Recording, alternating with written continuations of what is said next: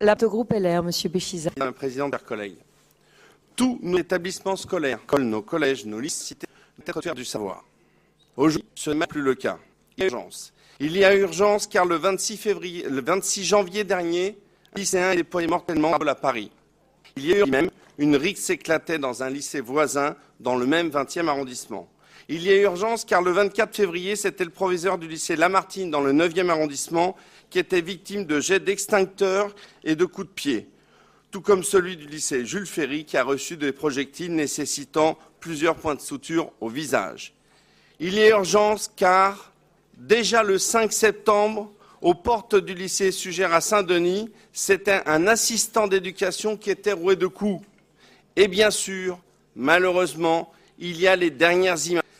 C'est le même lycée qui a dû être évacué à la suite d'un jet de fumigène et de violences, si on peut encore qualifier ça simplement de violences inacceptables, qui s'en sont suivies, suite auxquelles 54 individus ont été mis en garde à vue.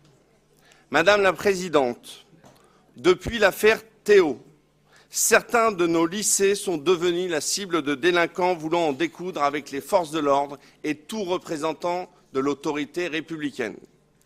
Dénoncer des violences par la violence.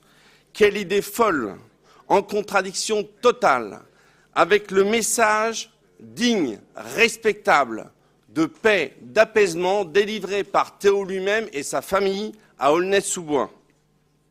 Je dénonce, en tant que maire d'Aulnay-sous-Bois, cette prise en otage de l'affaire Théo par des individus qui n'ont aucun rapport avec l'affaire Théo et qui se servent de cette affaire comme un simple alibi.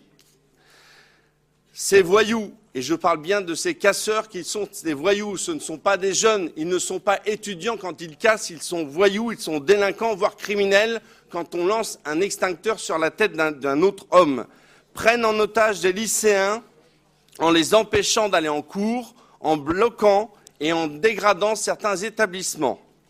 Ces actes s'accompagnent de faits de violence envers les enseignants et les proviseurs, alors que ceux-ci étaient jusqu'à présent relativement épargnés. Ces faits sont insupportables et ne peuvent être tolérés par aucun élu régional, quelle que soit son appartenance politique.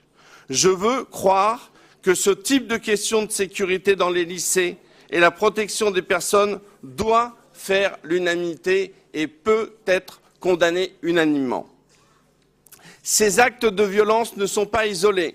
Depuis le début d'année scolaire, des dizaines d'enseignants ont été blessés en voulant protéger des lycéens et 3 élèves ont été assassinés.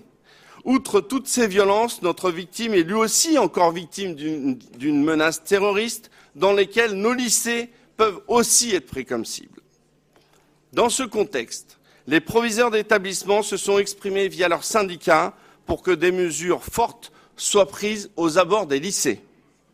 Madame la Présidente, vous avez bien heureusement augmenté les budgets de sécurisation des lycées, leur permettant d'être équipés de portiques de sécurité ou encore de caméras de vidéoprotection.